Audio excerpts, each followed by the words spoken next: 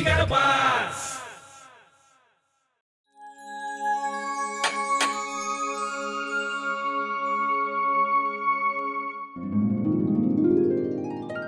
Sir तुम्ही.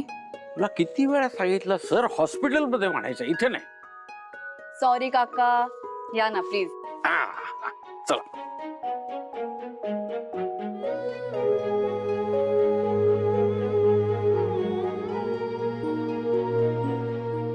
Phone कुठे आहे तुझा? अगं कधीपासून फोन करतोय तुला? सॉरी, मी पुस्तक वाचत बसले होते, फोन वाजला कळलंच नाही मला. अगदी बापावर गेलीस. म्हणजे तो पण असाच विसरवळा होता. अरे फोन ओपीडी मध्ये विसरून आली होतीस. थँक्यू, लक्षातच नाही. बरं काका, पराठे बनवले, गरम करून आणू? नको नको नको, मी जरा वेगळ्याच विषयावर तुझ्याशी बोलायला आलोय. बोला ना काका. काय सुहानी, आपले हे जे 3 आरेमोज आहेत ना, मला जरा त्यांची काळजी वाटते. मी काही समजले नाही. आता म्हणजे लहान आहेत ती तशी, हार्डली त्यांना महिना झाला असेल नाही, तर आपल्या हॉस्पिटलवर मॅडमची टांगती तलवार. त्यामुळे या सगळ्या गडबडीत ते कुठल्या संकटात सापडायला नको, याची काळजी वाटते. तुम्हाला त्यांची काळजी वाटणं साहजिक आहे. आय डोंट नो, मला अजूनही त्यांच्याकडून होप्स नाही. बघितलं ना त्या दिवशी कसे रिझाईन करून निघाले होते ते. त्यावेळेची परिस्थिती वेगळी होती. त्यांना जे योग्य वाटलं ते त्यांनी केलं. आणि शेवटी कसं आहे, स्वाभिमान असतोच. मला असं वाटतं ते अजून हवे तसे रुळलेलं नाही तिथं. पण कसं आहे, घरापासून आपण दूर राहिलो की अशा प्रकारचा त्रास होतोच. म्हणून त्यांना समजून घ्यायला हवं, त्यांना नीट गाईड करायला हवं. हो. मला असं वाटतं की तुझ्या आणि त्यांच्या वयात फार फरक नाहीये. त्यामुळे त्यांच्याशी मैत्री कर, त्यांना नीट समजून घे. कदाचित तुझ्याशी मैत्री केल्यामुळे ते छान रुळतील. आणि त्यांचं काही चुकत असेल, काही खुपत असेल तर त्यांना मैत्रीपूर्ण सल्ला दे. पण एक गोष्ट लक्षात ठेव, त्यांनी कोणतंही चुकीचं पाऊल उचलता कामा नये.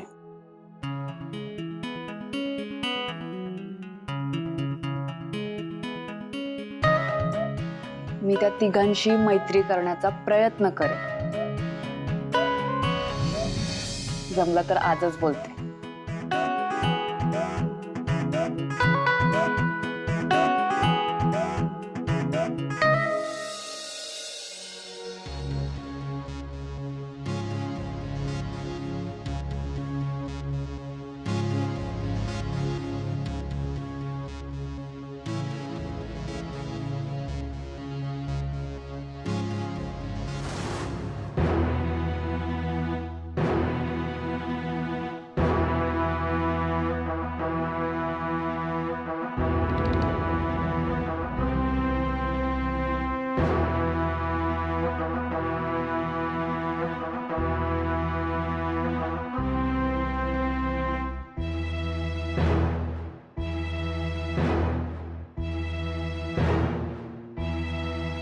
तू वेगळीच वाटतेस जरा.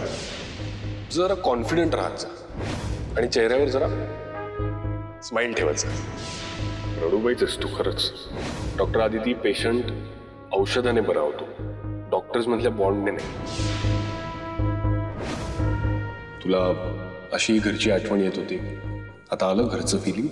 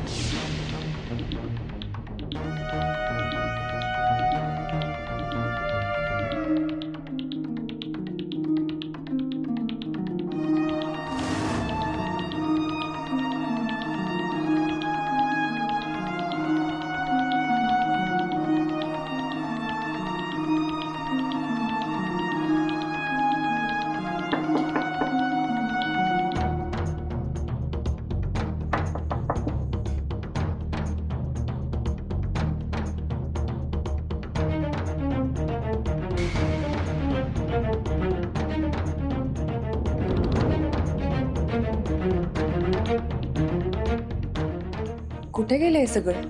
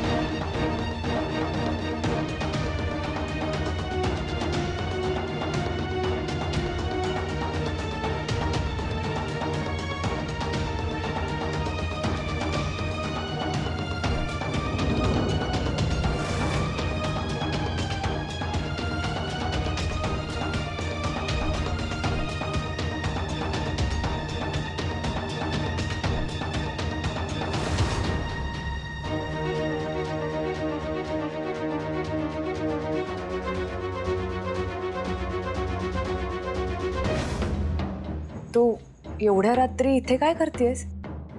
नाही, काही नाही. मी ते सहज चक्कर मारायला आले होते.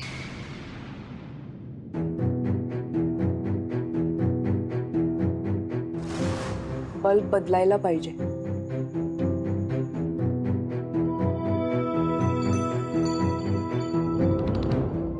काय ग? काय झालं? नाही, काही नाही. मॅम, तुम्ही इथं?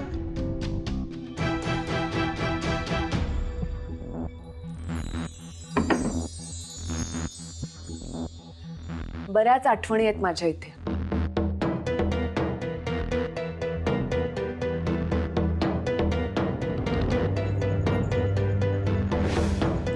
तुला खरं सांगू, लहान असताना माझे बाबा माझा हात धरून मला या हॉस्पिटलमध्ये घेऊन यायचे. खरं तर बाबा कामात असायचे, मी मात्र मजा करायचे. Free time.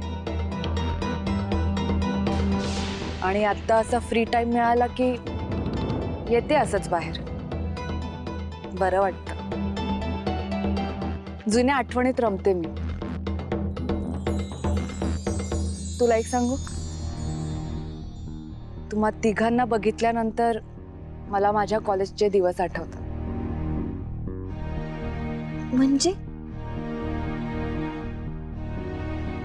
म्हणजे आम्ही पण अगदी तुमच्यासारखे होतो. मजा मस्ती करायचो. पण हो, काम मात्र तेवढं सिरियसली करायचं. म्हणजे मॅम, तुम्हाला पण खूप मित्रमैत्रिणी असतील ना? हो. कॉलेजमध्ये खूप मोठा ग्रुप होता आमचा. सगळेजण आता आपापल्या मार्गी लागलेत, त्यामुळे भेटायला तसा फारसा वेळ नसतो कोणाकडे. By the way, congratulations. कशासाठी? सगळ्यांनी एवढं कौतुक केलंय तुमचं. मी मात्र साधं ॲप्रिशिएट पण नाही केलंय. ब्रीच डिलिव्हरी सारखी एवढी क्रिटिकल केस तुम्ही तिघांनी खूप छान पद्धतीने हँडल केली. You worked as a team. Thank you.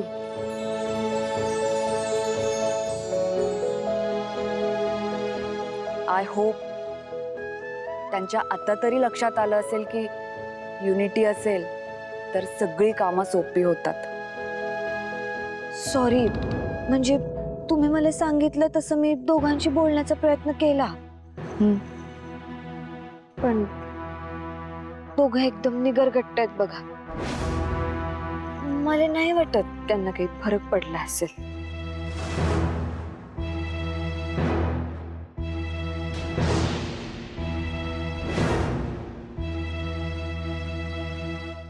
काय ग? मॅम, तिथं कोणीतरी आहे असं वाटतंय.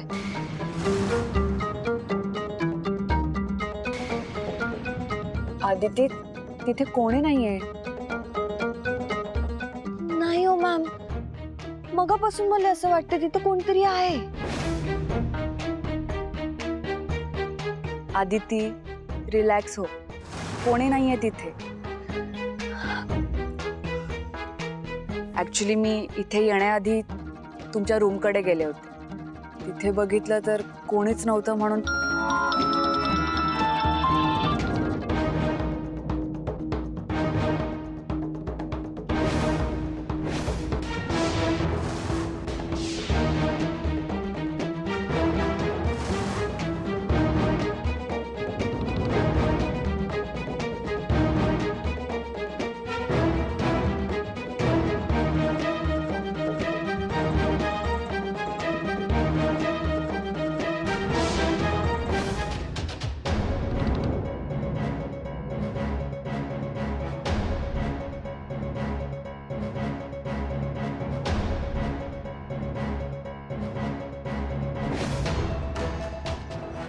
बघ, म्हटलं होतं ना, कोणीच नाही इथे.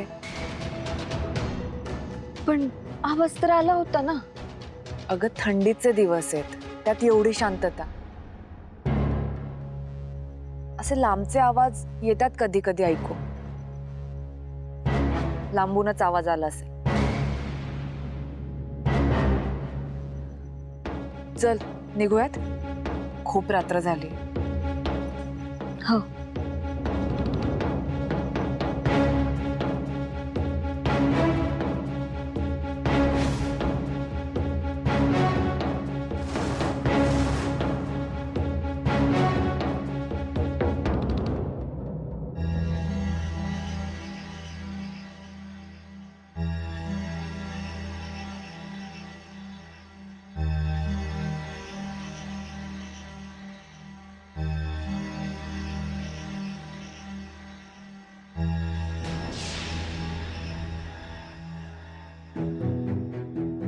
हा इथे का झोपलाय?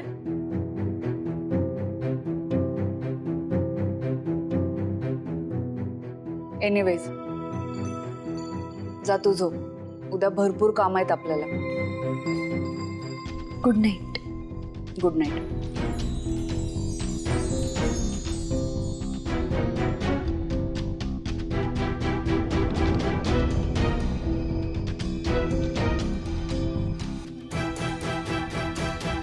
डॉक्टर दिगंबर,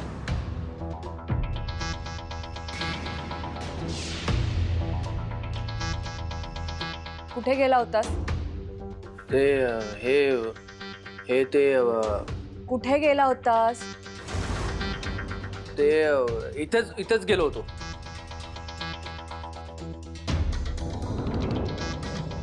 चला मग, गुड नाईट. झोपतो. नाही म्हणजे उद्या कामं आहेत ना खूप.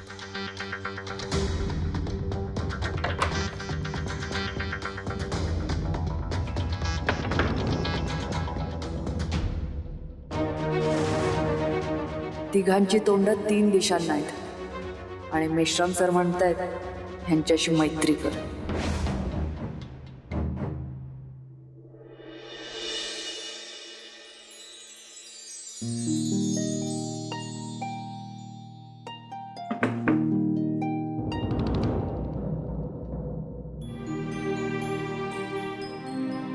ही तुझी शॉल आहे ना? थँक्यू. थंडी होती खूप काल.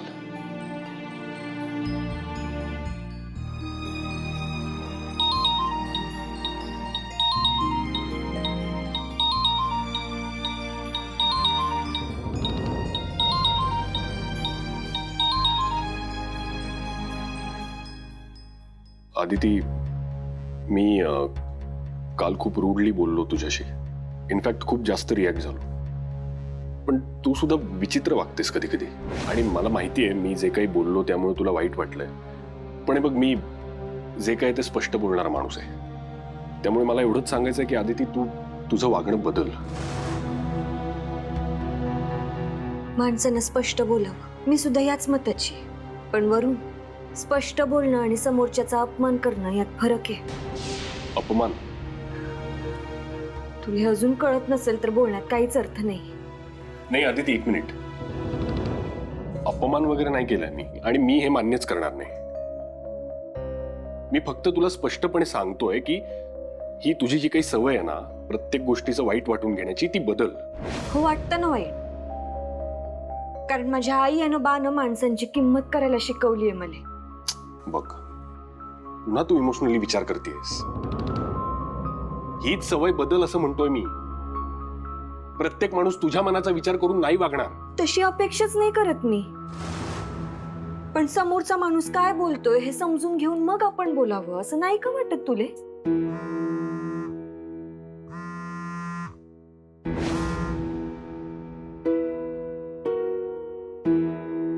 हे बघ वरून, तू काल मला वाटेल तसं बोललायस.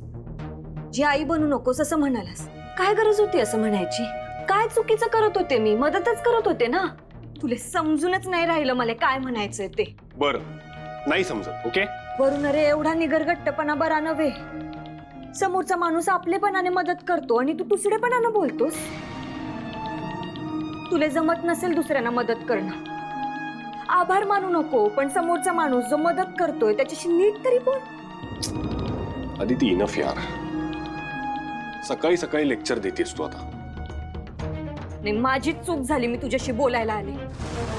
तुझ्याशी बोलण्यात काही अर्थच नाहीये वरून. आदिती,